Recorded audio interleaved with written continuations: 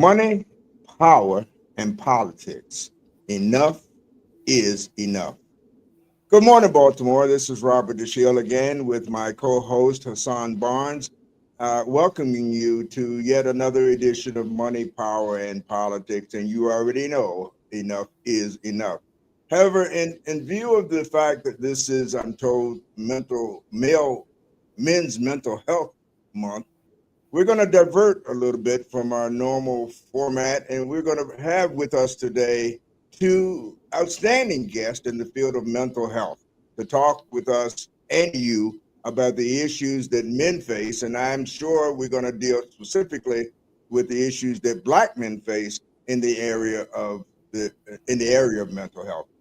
For the introduction, I'm going to turn the mic over to my friend and colleague Hassan Barnes.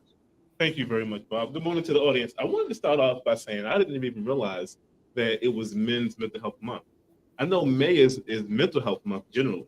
Right. I didn't know June was Men's Mental Health Month. So I did some research. I guess in '94, Congress made it Men's Health Month. And from there, it switched from being Men's Health Month. Eventually, now it's seen as Men's Mental Health Month for all kinds of reasons. I guess the issue is men generally have a higher rate of suicide than their female counterparts. Men typically go undiagnosed. And this is physical health or mental health. Men are known, we know it socially that men aren't willing to go to the hospital with doctors as much as women are, but the numbers meet out that men don't get diagnosed with physical ailments or mental ailments as much as their female counterparts. And there seems to be some stigma with men of getting treatment, whether it's mental health or otherwise. I think that may be changing with different generations, but I'll let our experts say that. But I think in prior generations, men didn't want to be seen as being crazy as the language. I'm surprised because I've been candidly telling people I'm crazy for years. And when I didn't say it, they did.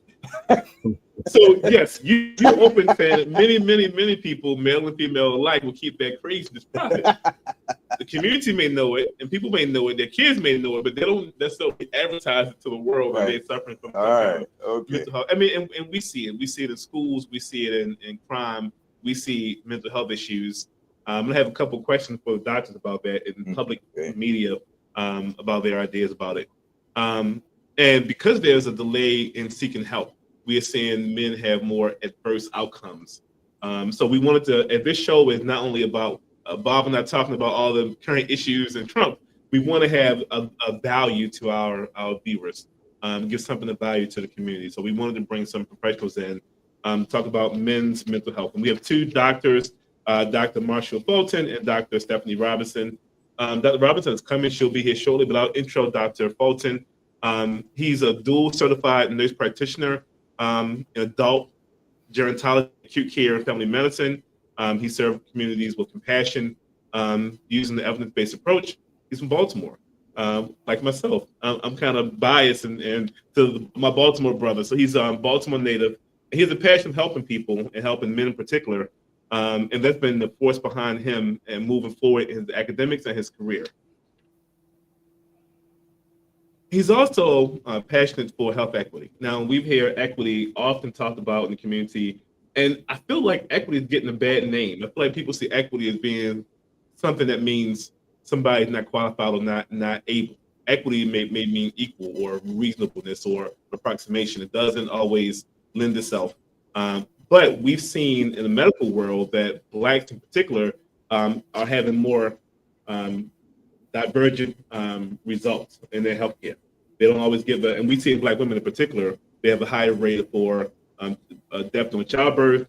And there's many other issues that we have in the healthcare world where we don't have the same representation and the same results, partially because maybe men may go late to get their evaluation, but also sometimes there's no consideration for Blacks and their unique needs in terms of healthcare, mental health or physical health. He also works in underserved communities, primarily in Baltimore. His mission is clear: to provide compassionate, culturally competent care to empower patients through education, trust, and partnership. Dr. Fulton, how are you? Glad to have you on the show. I'm well. It's a pleasure to be here. Thank you so much for having me. So, man, you're in the hot seat. I want to start it off by welcoming you, but also telling us what it means to you. What does Men's Mental Health Month mean to you? It's a very important aspect to me personally, being not only male but a Black male. Working through academics, working in environments where I felt that I had to work a little bit harder in order to, succeed. Have personally experienced situations where my mental health was impacted as a Black man. So I'm here to be not only a voice, but to provide education to how others, you know, such as us, can overcome those barriers and, you know, do more to develop better coping skills. And this is the perfect month to do it. Let me get into that. So and this month is mental health month writ large, but you mentioned as a Black man, you've had certain issues. How do Black men, if they do, what unique challenges do they have in terms of mental health compared to their white or Asian or Hispanic counterparts? Well, particularly when it comes to trying to thrive in environments that historically haven't been designed for them to succeed. You face a lot of systemic barriers, which allows a lot of Black men to feel like they have to do twice the work, but feel that they get half the reward. It comes with a lot of stereotyping, particularly trying to succeed in environments where everyone around them doesn't quite look like them or come from the same cultural background. And I think that that is a main driver for a lot of the mental health issues that impact our Black community, especially as it relates to Black men. Thank you for that. Now, in terms of, I was looking at some of the suicide rates. I know that's a grim topic. I think for young men, Black men typically have a low rate of suicide. Black young men, meaning below the age of majority, have a young rate of suicide. But as they become adults, the rate kind of ticks up. I think we're near the last as young people, but as adults, we're like the third highest population in terms of suicide rates for men. What changes, particularly for Black men than other men, as we get older and go along our path as adults and deal with mental health issues? I believe it's emotional toll. Our youth, particularly, are taught historically in our culture to be resilient, taught to have emotional illiteracy, man up, stop crying, push through. And I believe as time goes on, it creates an emotional toll. And, that emotional toll at some point creates a threshold to where their mental health is so compromised that, often, the decision or the idea of suicide becomes, prevalent. But it really starts as youth in our community. So one thing you said got my attention. I'm an attorney by practice and trade, and so is my co-host here. And you talked about Black men being in certain environments where people there aren't like themselves, and they have it leads to a mental health issue. Certainly in the legal profession, Blacks, and this is Blacks writ large, male and female, are a very small portion of the population of the legal profession. General legal profession is primarily white. Generally, it doesn't reflect the country in the makeup. But that's the environment where people are forced to succeed, and there may be situations. I mean, you look at any of the major firms, Bob. Most of the big firms, they may have one or two Black lawyers as an associate or partner, but there are not that many Black men in those places. I say Black men, strike that, men of color. I don't care if it's Black, Hispanic, Asian, non-white.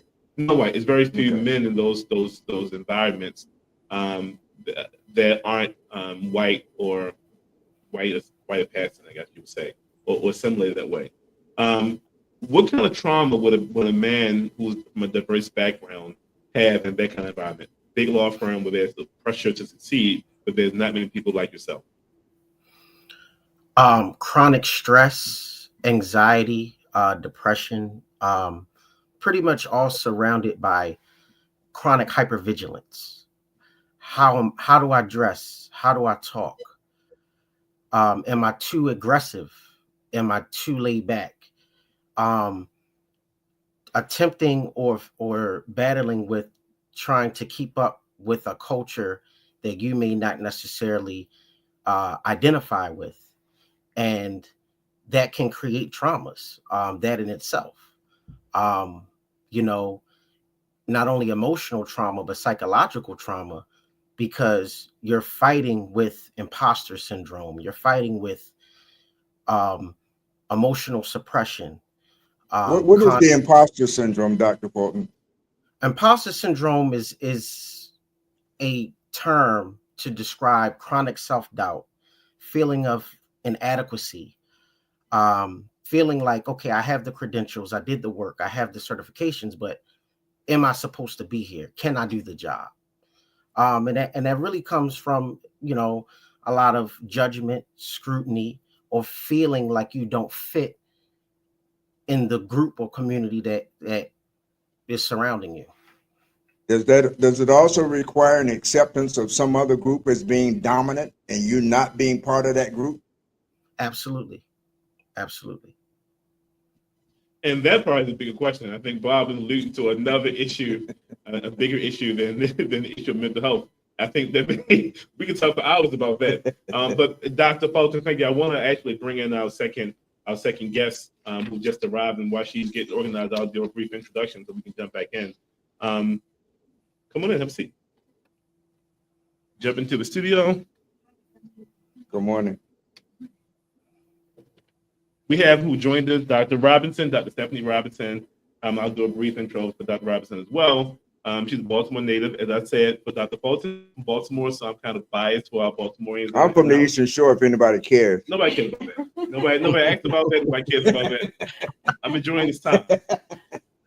I love seeing Baltimore winning and seeing these two esteemed people here from Baltimore is good to see. She's a U.S. Army veteran and dedicated to healthcare, and a dedicated healthcare executive for the past 9 or 10 years, progressively increasing her leadership experience. She was a doctor of nursing practitioner, or doctor of nurse practice. Did I say that right? Yeah. Practice. Working on the Practitioner. From Coppin State University, which is HBCU, which are, again, located in Baltimore. Nice. And she's a board certified psychiatric mental health nursing professional development, and nursing executive leadership. She's currently completing her Master of Science in Nursing at Walden University with a focus on becoming a psychiatric mental health nurse practitioner. During 8 years of military service as a combat healthcare specialist and sergeant, she provided care and life-saving care and instruction to soldiers and coalition forces, which in itself is impressive. We can talk about that some more. I want to get into that because that's a different kind of healthcare when you deal with military than, although sometimes Baltimore may seem like a war zone as well, but it's a different story. It's funny you say that, but Yes. In addition to her leadership work, and she has a long history of leadership over the past 10 years, she's been busy. She worked to serve as an adjunct faculty and clinical supervisor at several Maryland nursing homes or nursing institutions. She mentors future nurses in mental health care delivery, and she's committed to reducing stigma, expanding access, and building a compassionate system that promotes healing, dignity, and hope for individuals and communities impacted by mental health, by mental illness. Dr. Robinson, welcome.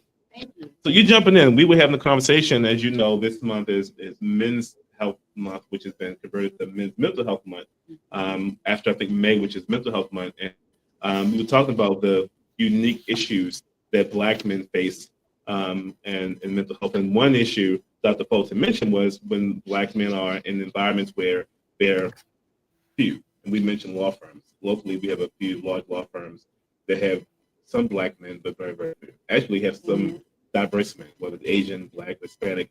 Those are environments where there are very few men of color who operate. And the question to Dr. Fulton was, what kind of consequences mental health would that have for a person from a diverse background? He went down the list and litany, and Bob here picked up on the issue of imposter syndrome. and he wanted to know what that was from and how it works. So I'm happy to jump in, but in terms of Black men who are more progressive and have certain level of professional achievement, whether you've seen imposter syndrome be an issue, and also if you can say for the audience how you identify imposter syndrome. So thank you for having me again. You see that a lot in these spaces. Well, like you said, they say there's not opportunity, but sometimes it's we don't have the right linkage in those spaces, right? I look at even in the field of nursing, right, which is where I am. I love to see I love when I see my Black male nurses, but there's not a lot of them. There's not a lot. So when I saw Dr. Fulton, I said, right on. I was so so excited to see him, and I don't even think that they recognize that us, our community, we love to see you in these spaces. So representation really is important, right? Not just from the clinical side for us coming together on the United Front, but our people feeling comfortable to go seek care. I remember, myself turning down a position, one of my first positions, because there was nobody else in that department that looked like me. So it was like it was very hard for me to even want to feel invited in that space. So I can imagine what the rest of our community feels like trying to seek care, wanting to, when there's nobody. I can't trust that you have, our best interests when there's nobody here that understands. So I get that. And so when I see, men like Dr. Fulton, I see like men like you are in these spaces, it gives us encouragement that, our Black men, they have mentors, they have people they can go and link with, they have modeling available to them that might not be. That leads to a question that I have.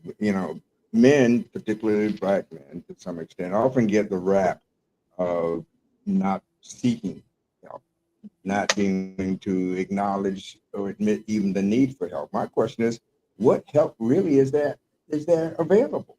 I mean, from a financial and practical point of view, if you're not clinical, so you're not ready to be wired up with electrodes, and you're not willing to be bombarded with bipolar pills and all of that, but you suffer from anxiety, depression, just general malaise on a day-to-day basis that over a period of time could become one of the more serious psychotic or personality disorders or whatever. But what help is there really out there for someone who just needs mental maintenance? So it's kind of a multifaceted issue there, right? Some of that we're looking at how we were brought up in our childhoods. What is that dynamic of seeking help look like in general? I know right now, looking at the way that little boys are raised versus little girls. If I fall, someone comes to my aid, says, "Are you okay?" They might even brush it off. But if you fall, don't look at him. Don't look at him. He's gonna cry. Don't cry. He'll be all right. So they're raised with this to be stoic, to not show these emotions, to not share these things. And then so you start keeping that. That's the norm. I'm not supposed to show. I can feel that, but I can't show it, right? So what does that end up doing? It starts being the feelings don't go away, but they start getting redirected in other measures. That anger, that irritability. You mentioned depression, trauma. Those are anxiety. All of those are like the top 3 or 4 that you'll see in Black men. Depression, post-traumatic disorder, anxiety, and even substance abuse. And usually because of a maladaptive coping mechanism, right? So I say all those things to say it starts with us in the home. We have to rear our young Black boys in these spaces that say it's safe for you to just to say how you feel. It said, hell, if it hurts you, it might be safe for you to shed a tear or cry. That's okay. There's a layer of emotional well-being that's missing. And as the men get older, it's harder and harder for them to trust that space actually exists. And it's not going to be make them feel vulnerable. It's not going to make them look weak, and it's not going to be weaponized.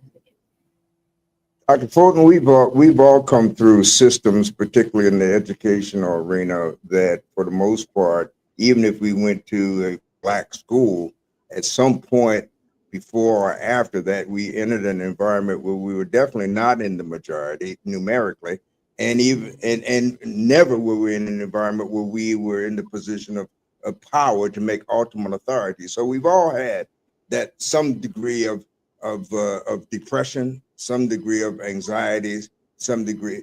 So my question, though, that Dr. Robinson got addressed from the point of view of how we're raised. But let's say I'm already in the environment. I'm already 25 or 30 or 40 years old. I can't return to those childhood days. What help is there for me if, in fact, I'm willing to acknowledge that I need it? Where do I go for help? Well, I feel like the help clinically is lacking, and it's lacking from a standpoint of cultural competence. There aren't a lot of clinicians particularly equipped to serve the Black community of Black men. And the reason why I say that is because they don't quite relate to us. They don't quite understand the background, how we view, masculinity, how masculinity has been a big part of our culture. And Dr. Robertson brings up a good point. We're not taught to be emotionally vulnerable from the beginning. So when that transcends to once we're adults, there's a distrust with the community. There's a distrust with clinicians because a lot of clinicians don't look like us, don't come from the same background. So that's a barrier that prevents us to seek help, and it prevents us to relate to the people that really are there and designed to help us. So I feel that an increase of clinicians that are culturally competent, specifically with the Black community, would increase our access to help. All right. Well, Dr. Fulton, you got to appreciate the fact that I'm a lawyer, so I have a keen understanding of when people answer my question. So my question is, you've explained that clinical technicians, are needed, but they're not there now. So where do we go today? The clinical technicians aren't available. We can't return to the womb. Where do we go for help? What's the point of me crying for help? I'm a voice crying in the wilderness. There's nobody around to hear me. Right now, we look to each other. We rely on our social support, particularly in community settings and environments. For me personally, one of those settings have been like the barbershop. And that's back when I had hair. But hey, I wasn't gonna say anything. I saw that, but I wasn't gonna say anything. But I can remember having something weighing on me very strongly. And it gets brought up in conversation with the barber or other people in the setting, and you get advice. But the problem with that is like you said, it's not clinical. And if the idea of emotional vulnerability is not there and not being promoted by our social peers, it's only creating a cycle of bad coping mechanisms. But today, we strongly rely on our social peers for help, and not so much clinical resources. That sounds a lot like the blind leading the blind. It does.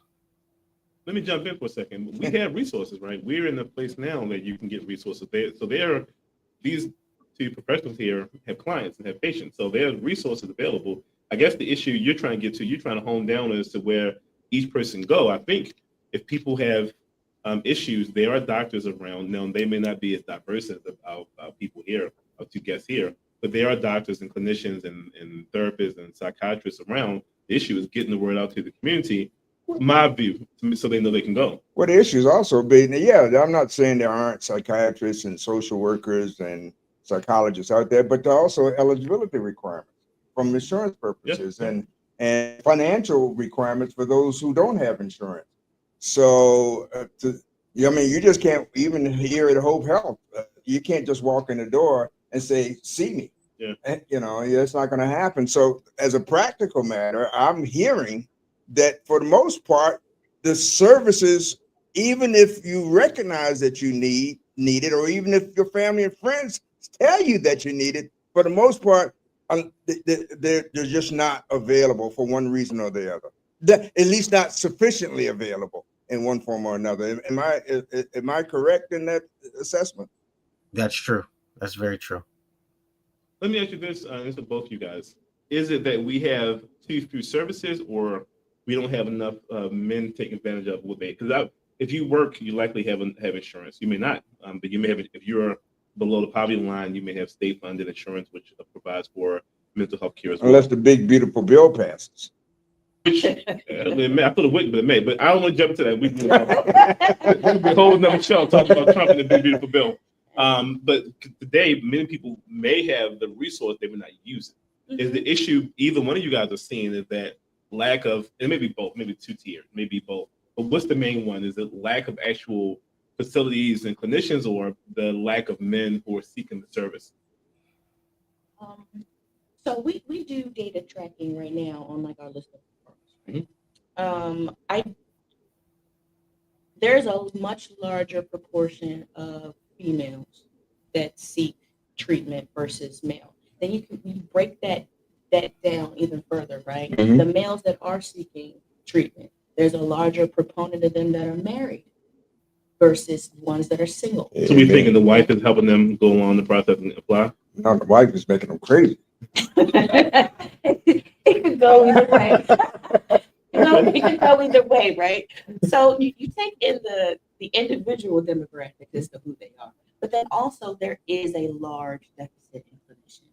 There just really is. Even one of the advantages we've had with this whole COVID, stuff that's been happening though, is that now they have virtual options for this. And while an individual may have to be on camera for the first few minutes while the clinician verifies who they are, there's still that comfort level. I can turn the camera on and off, and I can talk to you freely without that thought that you're looking at me and judging me or whatever it is, right? So there are some other additional layers of security there. But to both of your point, it needs to be pushed out. So part of my role that I do for here, Hope Health, is I do a lot of outreach. So I'm out in the community. I'm out at those, the youth events, the adult places. I have all kind of bags and cards and goodies, everything, a truck all the time. So when I see people, here you go, here's a resource, call, whatever. But we need to do more of that to connect people. Why is emotion perceived as a weakness? For the same thing. Same thing. To either. Go ahead, Dr. Fulton. I think it goes back to Dr. Robertson's point, and the point I was making earlier, that it starts at youth. We're taught to be stoic. We're taught to have this hyper masculinity, from the beginning, that is supposed to equal our strength or equal our identity as a man. The kind of result of that is you lack an emotional vocabulary or emotional literacy to know how to properly express emotion. And it pretty much transcends into, weakness. If I cry, or if I'm sad, or if, now I'm weak. So I think it's taught or ingrained in us very early on. Is it because we can't go out and we don't have to go out and hunt anymore and bring back the you know, the buffalo, the boar, whatever? We don't have to go out. We don't have to leave the women in the house, and we go out and you know, and fight and come back. And the traditional ethos, if you will, for defining masculinity and so forth. Those measures of manifestation in large part don't exist anymore. So we got to find other toys with like guns and Well, ammunition. well, we're fighting a different fight. No, Okay. we don't have to go out and hunt for our food anymore, but we have to survive in an environment that has systemic inequalities and barriers and challenges such as racism, discrimination, uh, job discrimination, wage gaps, incarceration. There are other things that we have to fight through and push through, which forces us to have this strength or insensitivity in order to survive that environment. I was under the impression, my doctor, that men typically govern their emotions because when we present them, it seems violent and aggressive. So if you have two people, male and a female, and the woman is emotional, it's seen as being emotional. When the male is emotional, it can be dangerous. So I think my view is we've always shown and taught boys to govern their emotions because males typically are bigger and can be stronger. There's always the fear. I don't know whether it's at the surface, but the idea that if he gets too angry, he may, like when we're in court, I'm in court giving the closing arguments, I'm typically much more governed in how I communicate to the jury. I walk a certain way purposely. I think about it. I walk a certain way, talk a certain way. I stand a certain distance away from the jury. Even when you're angry and upset by the case, you communicate differently, whereas my female counterparts are able to be much more visibly show emotion in a different way. And that's been my view. Certainly, I could be wrong, but have you guys seen that as been a reason why there's been a push to have boys not be as emotional, as we would say? I don't know that I would say it's a push for the reason to be as emotional, but you touched on something I was going to say, you know, earlier. It depends on who we're around, who is the audience. Because again, I could be passionate about something here, but I can be aggressive to someone else. And you know, are we to that person who thought that I was aggressive? Is it because you aren't really on that wavelength? You don't understand what it is that we're having a conversation about, so that's intimidating to you. So therefore, you're projecting that I'm aggressive. But kind of to step back into the original question was, why is emotion seen as a weakness? Right. I think that, you know, Dr. Fulton touched on, you know, some systemic outside things or that are problematic. Inside, there is a gender war between black men and women right now that makes all of this other stuff so much more difficult. In order for you, it's hard for a man to come out here and have emotional intelligence when he's battling that every day in the house with his wife, with his girlfriend, with his mom. I have seen my father, my dad, 6'3", you see him, he's a big guy, 290, 300 pounds, that's a man. But there's been instances when he talks with our grandmother, and I've seen that man shrink. And I've never seen that, you know, growing up. But as an adult, I've recognized it. Mm-hmm. So I think that I don't see that in other cultures. I don't see it in other cultures. If a man is upset by something and he cries, I see the woman coming over to console him, to support him, to offer encouragement. I've seen counterparts, you know, while some of my black friends shed a tear because something touched them. They were bothered by it. And you've got female commentary talking about how they're weak, or if they get in these spaces where they can articulate how they feel. Now there's this thing we call men sassy now, right? They do call men sassy now. So it's really So what you think it is? Yeah. It's terrible. So it's hard for us to get up here and say, you know, we need men to talk. We need them to go seek help. When they do, you weaponize it. So pick a lane. pick which one you want them to do. So, and I've had this feeling for quite some time. And I may have some unpopular views. I do have some unpopular views. You are Black women who are successful. I know we have a thing called Black Girl Magic in our community, and I see that myself as being divisive. My thing is support Black folks. If you're a woman who are doing fine, support. When you separate the group by the gender, it's easier. So now Black women are targets. Black women are targets by people outside our community because we push them aside and say Black Girl Magic, Black girls are succeeding, they do great, and we're seeing other people find every way they can to tear them apart. When we separate ourselves, we get weaker and weaker. So where it seemed like a strength, it's been twisted in a way where it's another area of division that the whole world can see. Because you're right, there's no Asian women magic, or there's no white women magic, or that we don't do it the same way. So where it's meant to be uplifting, it's another area. And I'm not sure Dr. Fulton, and I'm not a clinician. This is my own view and this is my own commentary. But I've seen that it's been an area of weakness in our community, and it's further pushed women and men separately, but also has further exacerbated the issue that Black men face in terms of being able to be the head of the household, being able to be interacting with their partner on an equal footing, and being seen as equal by the outside world.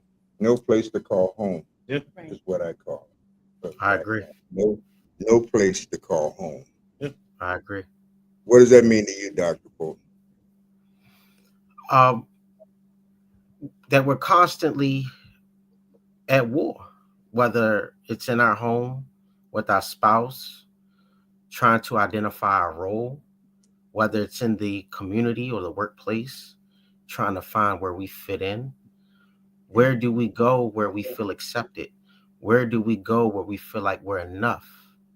Where do we go when we feel like we are affirmed on our presence and not our productivity, and not at a constant battle? So we don't. You're So, telling my story. You are telling my story. You're telling my, and I gotta believe I'm not the only one with that story. that's true. Let me ask you this. Have you seen any transition over the past 10, 15 years of any movement in for men getting treatment and being able to address issues, whether it's systemic issues or whether it's more immediate issues such as diagnosis like bipolar or depression? Have we seen a change in the growth of diagnosis and treatment? This is either one of you guys. I'll still say it's probably about even keel. You know, you'll see again some dips or some spikes rather in persons coming in to seek treatment, but there's still a certain level of resistance, right? It's intermittent, it's off and on. They kind of treat it. I hate to bring religion into it, but you know how you should have that shelving process. Lord, I need you, and then when everything's fine, put it back on put it back on the shelf. Mm-hmm. So it's kind of the same phenomenon. When I feel better, I'm good. I don't need this anymore. Not realizing that you're good because you're being maintained. There's a purpose behind the madness, as they say. There's still a stigma with it overall. I know I need help. I came out. I did it, but I don't want to do this long term because I'm not really that bad. There's nothing really, that I need that to continue treatment for. But we don't have that same thought process about, diabetes, high blood pressure. But when it comes to mental health, I'm putting it in a box. I used it. I got the fix that I needed. Now I'm good. Well, I think that there's a couple of reasons, but for the most part, long-term care isn't available unless the disorder has evolved to a clinical stage. And two, it's not something you can see. It's not tangible. You can't look at somebody. Not like me. You can look at me and tell something's wrong. But most people, you can't do that with. And so to the extent that I can appear normal, then I can be accepted. If I appear abnormal, then I'm not accepted. So it encourages me to do what? To act like I'm normal, even though inside there's a war going on. And you spoke to this gender war. I want to focus on that a little more. Why is there a gender war going on within the Black community? This is a whole other podcast. I'm telling you. It really is. And I don't want to answer that, but I also want to, what you just spoke about the appearances of being normal. Yeah. I think that there are often cues that just aren't picked up on right away. You know, the man that works, 2 jobs, but as soon as he comes home, he's asleep. Yeah, he may be tired, but think about his normal sleeping pattern when he's always had these 2 jobs. Mhm. Did he always sleep 12 to 14 hours a day, or is that usually a sign of depression? Right?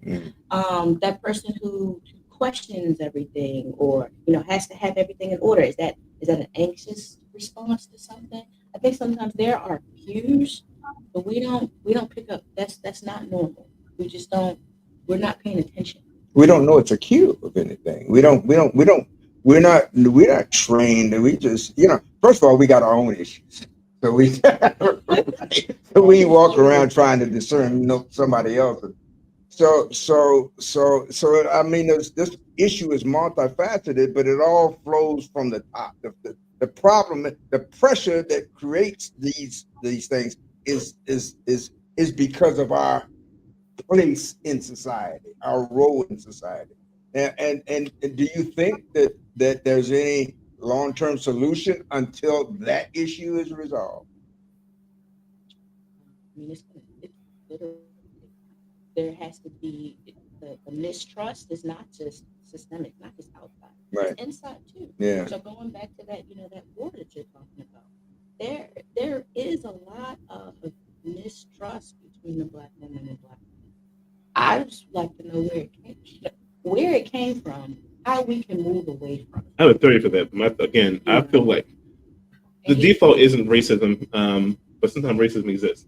The idea that the Black woman and Black man in this country, and certainly, but it extends in the Caribbean as well, and even in part of Africa as well. There's been a push by other populations to separate the Black woman and Black man that exists in colonization. Whether you're talking about in Kenya or Nigeria or any other countries, they work very diligently to keep those separate. The same thing happened during slavery. They kept the women and men separate. The man couldn't protect the woman the same kind of way that you assume men could for all kinds of reasons, even separate but equal. A time in this country where we talk about women getting welfare and men couldn't be in the home, but there was a history of women and men being together, and there have been numerous initiatives to separate them. When you have, even when I talk about Black women magic, when you have a cohesive unit, it's harder to break them down. When you separate them, it's easier to break them down. So breaking down the Black family has the unintended or maybe intended consequences of separating the Black male from the Black female in a way that we don't see in other communities. And it's not consistent with the nature of Blacks in this country. During slavery, people were, prime example, I'm a divorce lawyer. We do quite a few divorces in my firm. We see fewer and fewer Black families with married families. Historically, after slavery, they got married at a very, very high rate. Every generation after that, getting lower and lower. We're seeing the pulling apart of the family consistently. Now, currently, the whole country, most people are divorced or aren't with their children's father, whether Black or white or otherwise. But we often, racists, we have a higher rate of that than anyone else. So I think it's been on purpose. It hasn't been stated, but it has been very effective, and it's been going on for the past couple hundred years.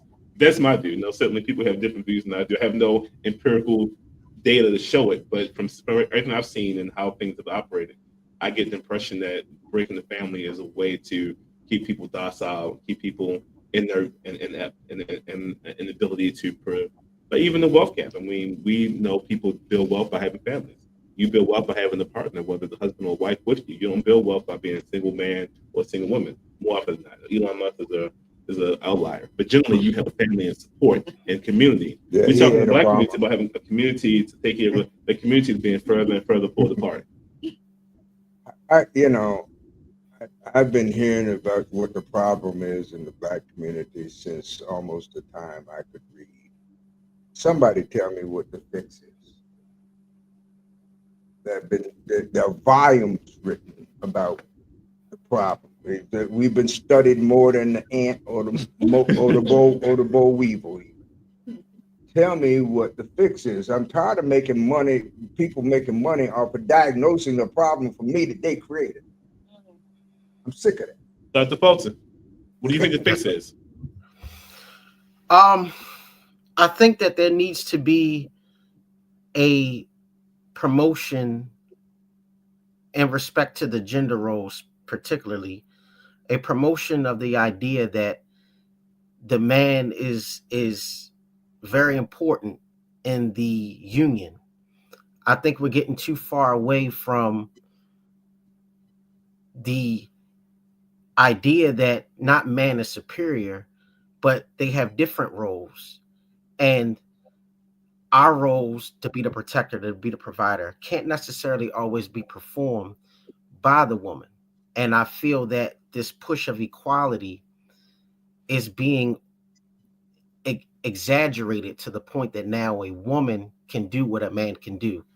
A woman can fill the shoes of a man, and it pushes this narrative that you don't need a man. And you know, it creates a separation. But not only that, it you know, diversifies, separates us. I think that there needs to be a push of more submission. And when I say submission, not being totally submissive to a man and respect that, you know, you don't have respect or you don't get reciprocated respect, but understanding that our roles are different and us working together creates the team and accomplishes the goal and protects the union.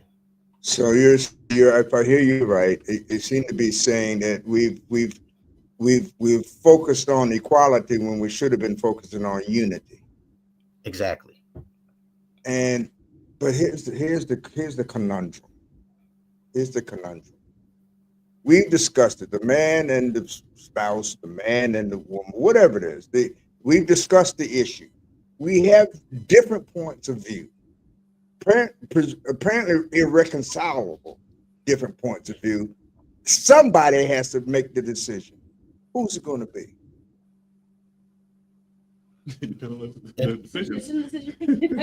Right?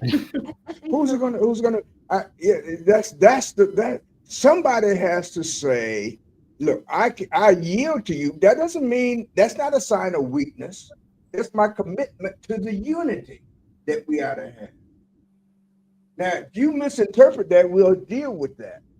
But you can't continually have a situation where you're at loggerheads and say, oh, well, I disagree, you disagree. So then what's who makes the decision? Somebody's got to be in charge. Right? Am I right, Dr. Fulton? You married? That's correct. No, sir, I'm single. Stay that way. You married? Stay that way. Somebody got to make a decision. I think there's a large disconnect on what Dr. Fulton talked about submission, right? Yeah. I think that term is happening. It's overused. People don't actually use it correctly. You know, they submit to one another. Mm-hmm. So in your respect, you know, who makes the final decision? It could still be the man, but you know what he does though? He talks to his spouse. He gets her input, her feedback, and takes that with his own experience and knowledge and comes together and formulates something.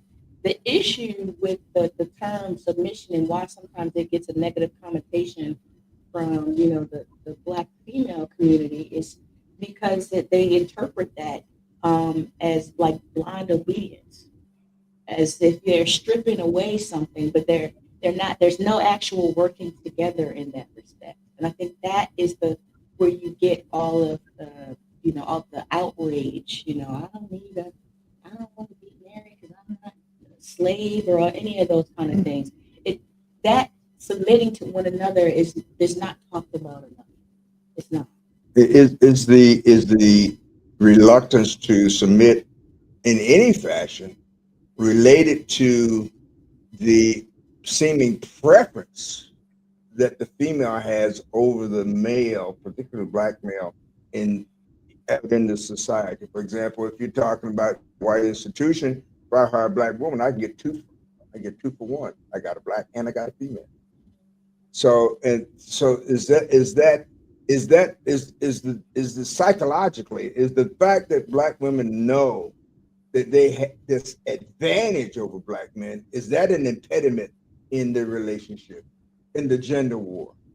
Can you elaborate more on this advantage? The advantage is we're both been taught to seek acceptance in a white world. By inference, the world will remain under the control of white people. So the white world, when it comes time to, for whatever reason, open the door for our entrance, the door is open more quickly for the Black woman than it is for the Black man. Because when I let the Black woman in, because I got two groups, I got white women claiming they've been disenfranchised. So when I let the Black woman in, I got Black and I got female.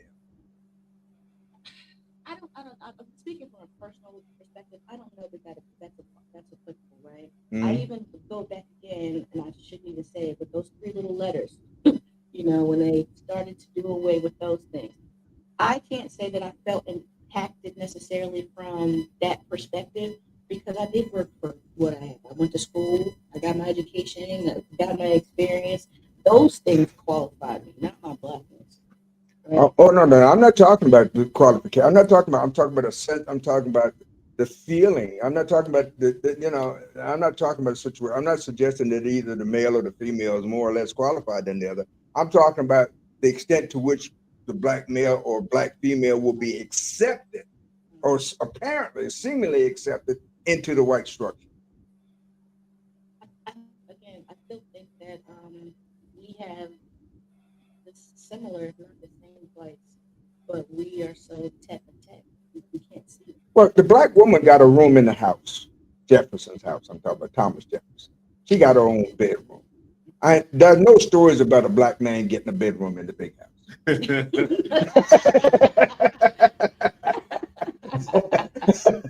Touche. Well, we know why though. Yeah, whatever. The Black man, only time he got a room was he was a stud, and he was farmed out to those places where the women were separated to make babies. That's the only time he got his own room. But it was in the room, in the building where all the women were, and he was there for that reason. Let me say this, and I'm not a clinician, and unless people are defaulting. I do think there's a separation. I don't think people are thinking consciously. I don't think women think I can do better because I'm a woman and he's a man. The reality is men aren't hired at the same rate. Women are at the same degrees. They're not. Men, there's still a wage gap in terms of men making more money than women, but in the Black community, women have more jobs than men. So if you have a doctor, 2 doctors, 1 woman, 1 man, you apply for the same job. To his point, even to law firms, you're more likely to see a Black woman than a Black man. Look at all the major law firms, you have more Black women than Black men. That could be because of more Black women in law school, but also just getting jobs. Unless you're a laborer, women typically have an easier job at, and I think that's what he alluded to. Women aren't as threatening as men may be, so it's easier for them to get employment than it's for men. But I don't think women see that in a real conscious way, like, I'm better than you because I know I can get a job and you can't. I don't think that's in their makeup. In our community, but I do think women have resources and recognize their value in a way that's inverse to what men do. Men recognize their value or lack thereof as well. So you have both going on. You have a woman knowing I'm educated, I can do this, I can get these jobs, and a man knowing I'm educated, I got to start a business. So and so those kind of things go hand in hand. Well, the woman's story, the only thing I really need you for is procreation. But if I don't want any babies, I don't need you at all. I don't think women believe that. I don't think women believe that. I can defer to her versus me saying it. No, I'm not. Believe me, I'm not. When I say that, I'm not trying to cast a blanket over an entire group of people. I'm saying I know women who have that point of view. They are not in the majority because I don't know what the majority is. So I'm not. But I'm saying I know women who have that point of view. That the only real reason I need a man. I don't need a man. I don't need a man in a permanent relationship. I'll say this, in my firm, we do a lot of divorce cases for maybe 10, 15 years. And I have clients, women who are high income earners. Almost none of them have the view that I don't need a man because I make a lot of money. Almost not one of them I can point to, Black or white or otherwise. I've had all kinds Maybe you need clients with more money. Maybe. And anybody, look, we help you. Give us a call. We can take care of it. But what we've seen is the issue hasn't been, I don't need you. People typically want partners. People typically, and there's some outliers. I know Ellis Ross came out saying she's been single and it's been a great idea for her to be single. I think she's a unique person, and that's not the most people in the world, most women view. I didn't say single. I said didn't need a man. I did not say these women were single. Let's be clear. Okay. But before we go any further, I want to jump into it. I know we're getting our time down. Yeah. In 2022, Twitch, he was a dancer from So You Think You Can Dance, and he was popular. He had a whole thing online with his family. He danced a lot. He was on Ellen Show, and he committed suicide. Evidently, he had severe depression. The outward appearance would be that he was a happy person, and he committed suicide in a way that was horrific. I've been watching people online, and this is my position. Kanye West, a good example of it. And he's, to my eye, someone non-trained, he's been falling apart in front of us for the past 4 or 5 years. He's been suffering from what seems like mental health crisis for the past 4 or 5 years, if not more. We're seeing the trial of Puffy Sean Diddy Combs. There's been testimony and claims about him having some disorders or having all kind of mental health issues. And these people are outwardly in the public, and they're outwardly people who people adore. Before Kanye West doing the Black Klan outfit and started having anti-Semitic rants, people loved him for his behavior, his personality. Same thing for Sean Combs. It's publicly what he did, but people knew about it for years. And same thing with Twitch. People knew him, but no one knew he was suffering in silence.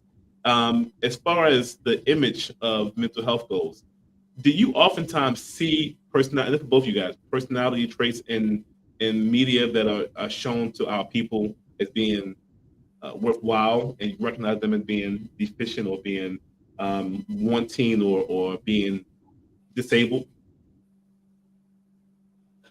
When you say disabled, Like Kanye West, I mean, disabled in that he's not able to function as a normal. If he wasn't wealthy, he would be in jail, right? So his behavior and personality wouldn't stand. And if you go to work and start, you put a Klan outfit out and work, it's not going to be very long. If you running around crying, you hopping on tables, you threatening people, that don't go very far for Black men in normal jobs. Now he's wealthy, he's in entertainment, he does all kinds of things.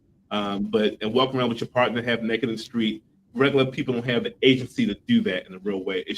To me, it shows dysfunction, but I could be my own personal view of it versus a clinician.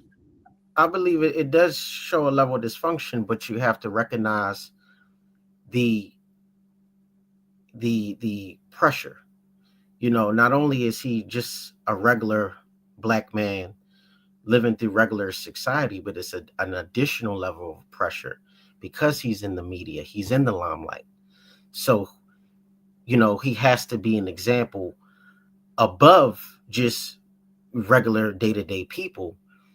And I think, again, it creates that emotional toll eventually where you meet that threshold, and you start to exhibit negative coping mechanisms. I mean, look at what he went through in the past few years with his divorce from Kim Kardashian, and, you know, it being shown in the media with, forget the dude's name who was in the bed with her, and it was posted on Instagram and taunting him. And, you know, I know for me, as a regular person, what that would do to my sanity and my, you know, but now put the pressure of being a celebrity and being an example for many.